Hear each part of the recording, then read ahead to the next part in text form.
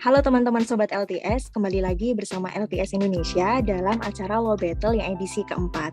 Sebelumnya, Assalamualaikum warahmatullahi wabarakatuh, Salam Om Swastiastu, Namo Buddhaya, dan salam kebajikan untuk kita semua. Sobat Legal Talk Society yang sedang menonton di YouTube, mudah-mudahan selalu dalam keadaan sehat ya. Untuk acara kali ini, Law Battle, yang merupakan program dari LTS yang mempertemukan mahasiswa-mahasiswa Fakultas Hukum yang ada di perguruan tinggi Indonesia untuk menjawab nih pertanyaan-pertanyaan seputar hukum. Sebelumnya, perkenalkan saya Dida Rahmawandayati. Pada kesempatan kali ini akan memandu teman-teman di peserta di Law Battle. Oke, pada kesempatan kali ini kita sudah kehadiran dari 3 peserta ya, dari berbagai macam perguruan tinggi yang ada di Indonesia. Nah, nanti silahkan nih teman-teman perkenalkan nama, kemudian dari universitas mana dan semester berapa. Nah, ini secara singkat aja. Mungkin dimulai dari Laude, silahkan perkenalkan. Ya, bismillahirrahmanirrahim. Waktu yang diberikan, nama saya Laude Kardi, saya dari Fakultas Hukum. Sekian dan terima kasih. Oke, thank you Laude. Terus selanjutnya Ihzal nih, silahkan perkenalkan. Terima kasih waktu yang telah diberikan. Nama saya Muhammad Ihzal Dipaya dari Universitas UIN Sunan Kalijaga, Fakultas Syariah dan Hukum, jurusan Prodi Ilmu Hukum, semester 3. Thank you Ihzal. Selanjutnya Intan, silahkan kenalkan. Halo, selamat siang semuanya. Kenalin, aku Intan Faizatul Wida dari UIN Bandung, jurusan Ilmu Hukum. Salam kenal semuanya. Halo, salam kenal Intan.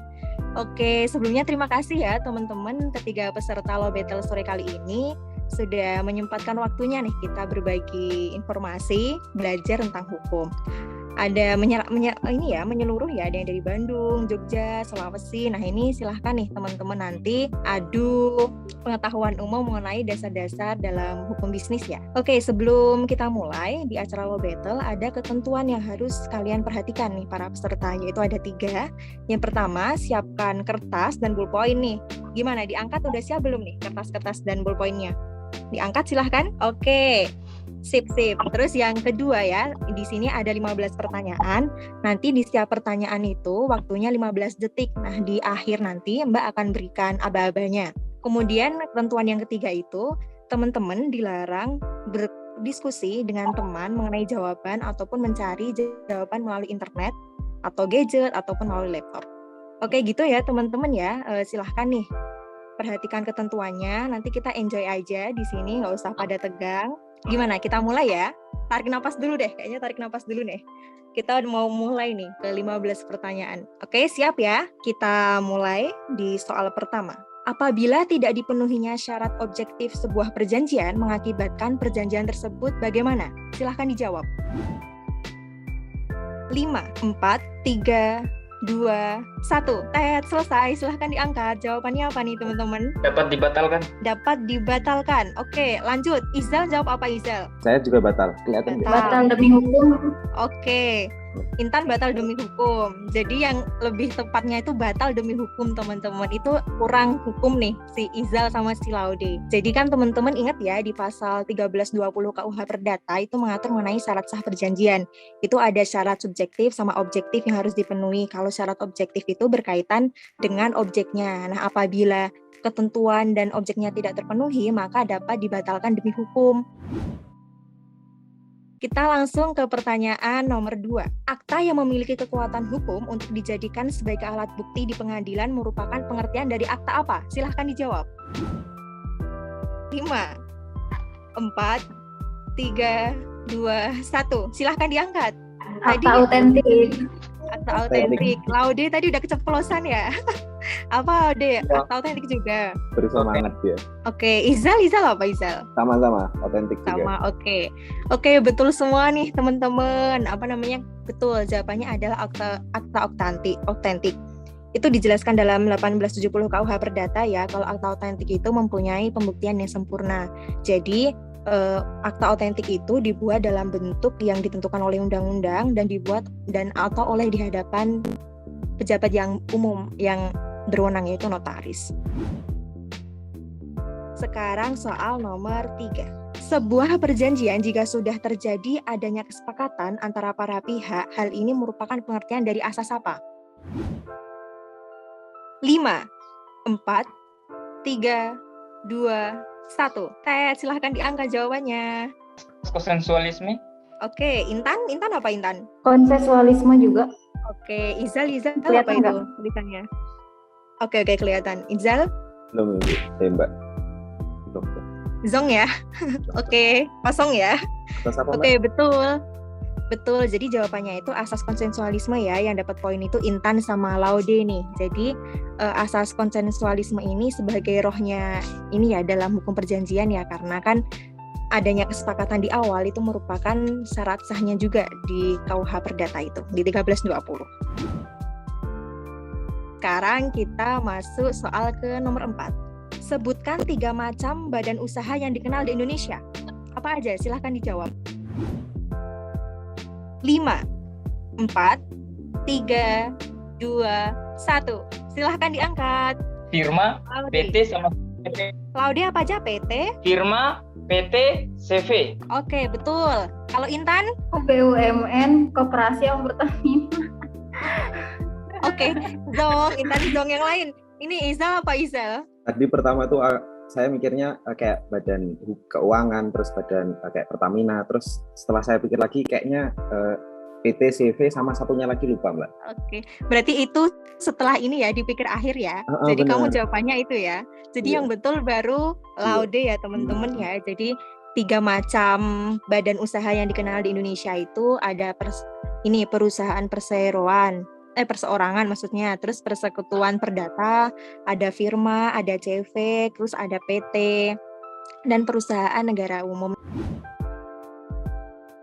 Soal nomor 5. Berdasarkan Undang-Undang Cipta Kerja, PT Perorangan memiliki status sebagai apa? Silahkan dijawab. 5, 4, 3, 2, 1. Silahkan diangkat. Badan usaha perseorangan. Oke, terus Intan apa Intan? Badan usaha swasta. Oke, Izal? Belum, Mbak. Zong. Jadi teman-teman, kalian dapat 0 poin semua ya. Perorangan itu memiliki status sebagai badan hukum. Jadi berdasarkan PP nomor 8 tahun 2021 sebagai aturan pelaksana dari Undang-Undang nomor 11 tahun 2020 tentang Cipta Kerja itu, PT Perorangan merupakan sebuah badan hukum perorangan yang memenuhi kriteria usaha mikro dan kecil dalam Undang-Undang nomor 20 tahun 2008 tentang usaha mikro, kecil, dan menengah. Jadi jawabannya adalah badan hukum. Oke, kita lanjut ke nomor 6. Siapa yang berhak untuk mendirikan PT Perorangan di Indonesia? Silahkan dijawab. 5, 4, 3, 2, 1. Silahkan diangkat jawabannya apa teman-teman? UMKM. UMKM? Iya. Oke, no. Intan apa Intan? Subjek hukum. Oke, no. Izal apa Izal? Sama Ibu, orang atau subjek hukum, Mbak. Subjek hukum. Oh Orang. no, jadi oke, teman-teman dapat 0 poin ya.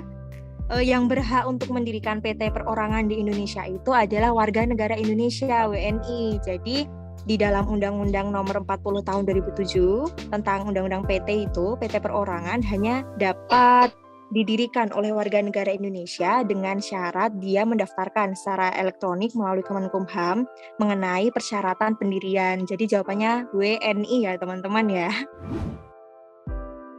Sekarang soal nomor 7. Sebutkan pihak-pihak yang ada dalam badan usaha berbentuk CV. Silahkan dijawab. 5, 4, 3, 2, 1. Tet, selesai. Silahkan diangkat teman-teman. Pihak pasif dan pihak aktif. Oke, betul Laude. Intan apa Intan?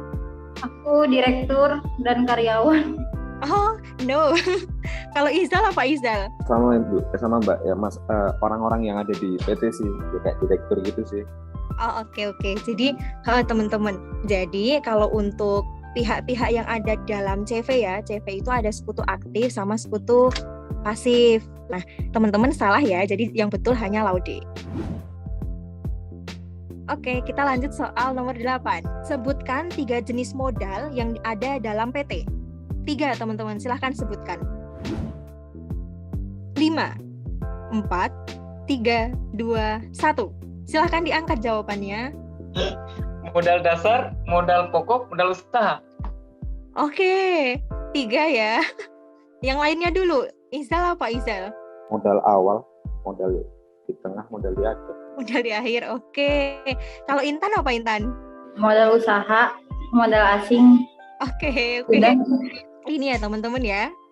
Teman-teman dapat 0 poin semuanya karena 3 jenis modal yang diatur di dalam PT di Undang-Undang Nomor 40 Tahun 2007 itu ada 3. Ada modal dasar, modal ditempatkan, dan modal disetor.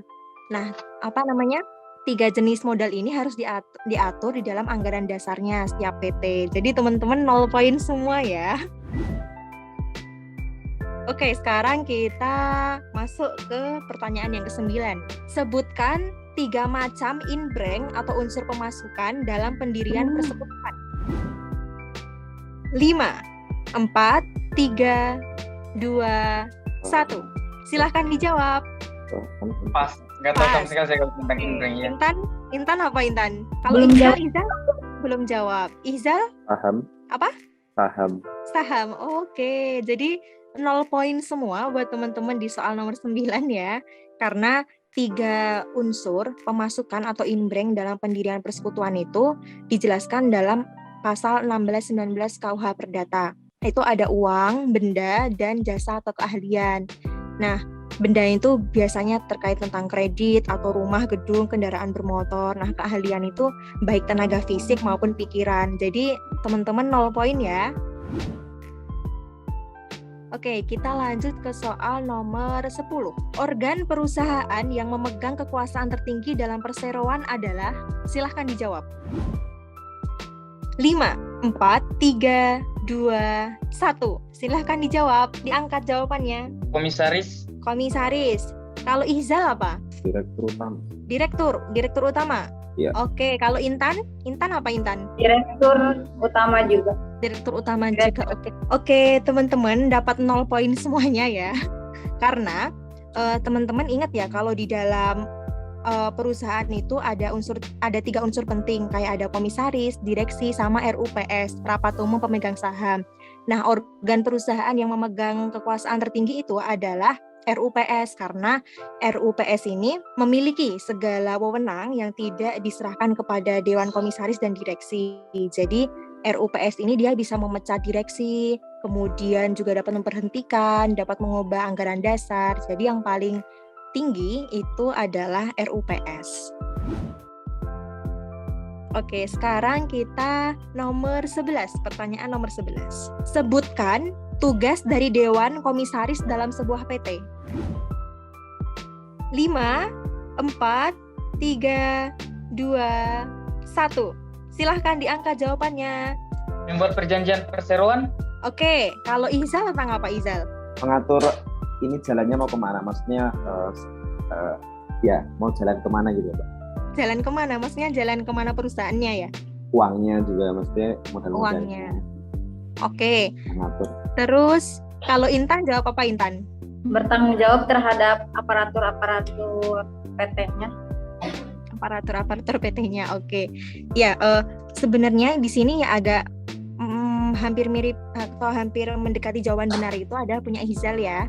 Cuma nih teman-teman tetap 0 poin semuanya ya karena di sini sudah dijelaskan dalam pasal 108 Undang-Undang PT Nomor 40 Tahun 2007 itu menjelaskan Dewan Komisaris memiliki tugas untuk mengawasi tindakan direksi dalam menjalankan kegiatan usaha PT yang bersangkutan dan memberikan nasihat kepada direksi. Jadi itu ya jawabannya ya. Oke, sekarang kita masuk ke pertanyaan nomor 12 nih. Apa yang dimaksud dengan prinsip ultra vires? Silahkan dijawab teman-teman. 5, 4, 3, 2, 1. Silahkan, apa maksudnya? Intan jawab apa Intan? Perjanjian harus dilaksanakan sesuai kesepakatan. Oke, kalau Iza? Belum. Oke, kalau ini Laude apa Laude? Kesepakatan yang sesuai. Kesepakatan yang sesuai. Oke. Tadi Intan juga ini ya, sesuai dengan kesepakatan ya jawabannya ya.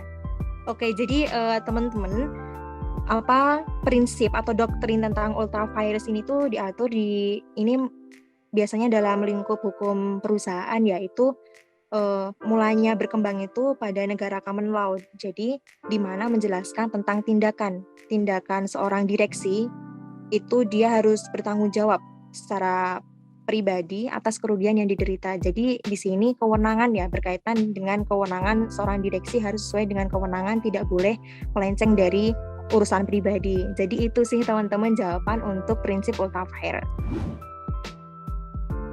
Soal nomor 13, sebutkan 3 macam pedagang perantara yang diatur di dalam KUHD. Silahkan dijawab. 5, 4, 3, 2, 1. Silahkan diangkat jawabannya. Laude jawab apa, Laude? Pas. Pas, oke. Izal jawab apa? Pas sih Kak, sales Pas. gitu. Pas juga. Kalau ini Intan?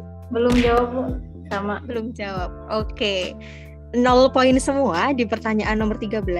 Jadi teman-teman ada beberapa ya terkait tentang pedagang perantara yang diatur dalam KUHD. Jadi tadi diminta menyebutkan 3.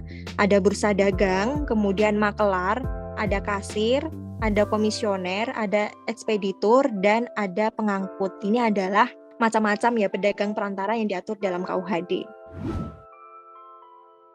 Jadi sekarang masuk ke soal nomor 14. Surat yang mengandung nilai uang yang bersifat mudah dialihkan dan dibuat dengan maksud untuk menggantikan uang adalah pengertian dari surat apa? Silakan dijawab. 5, 4, 3, 2, 1. Silahkan diangkat teman-teman. Izal jawab apa Izal? Oke, Laude surat berharga. Kalau Izal? Surat kwitansi juga, aku belum tahu itu. Apa surat kwitansi? Oke, kalau Intan apa Intan? Surat berharga juga, Bu. Oke, Surat berharga. siap. Ya, betul ya, jawabannya adalah surat berharga. Jadi yang betul ini adalah Intan sama Laude. Jadi surat berharga atau sering yang disebut juga commercial paper atau negotiable instrument itu merupakan surat berharga di mana mengandung nilai uang, bersifat mudah dialihkan, dibuat untuk maksud menggantikan uang. Itu adalah pengertian dari surat berharga. Soal nomor 15. Sebutkan 2 macam surat berharga yang diatur di dalam KUHD. Silahkan dijawab. 5, 4, 3, 2, 1. Silahkan diangkat jawabannya. Laude apa Laude? Cek sama bil giro ya, bil giro atau giro nggak? Biliet, Cek sama bil biliet giro. giro ya? Oke, Ya, oke. giro. Oke, kalau yang Intan apa? Valuta asing. Valuta asing. Oke, kalau ini Izal apa? Belum. Oke, pas ya. Jadi teman-teman yang betul itu sebentar. Tadi Laude itu jawab 1 betul, cek. Cuman dia yang biliet giro itu adalah di luar KUHD. Jadi kan diminta untuk menjawab dua ini ya jawaban ya. Tapi teman-teman nggak ada yang betul nih. Yang betul cuma Laude, tapi dia masih harus menjawab 1 lagi. Jadi 0 poin semuanya ya. Jadi ada pengaturan mengenai surat berharga, ada yang dalam KUHD sama di luar KUHD. Kalau yang di dalam itu ada wesel, ada surat sanggup, cek, kwitansi. Itu diatur dalam KUHD. Sedangkan kayak biliet giro itu diatur di luar KUHD untuk Laude. Jadi sebenarnya kamu paham ya ini, tapi kalau yang ada di dalam KUHD itu hanya itu. Oke, udah selesai nih teman-teman. Nggak terasa di 15 pertanyaan. Untuk skor total terakhir.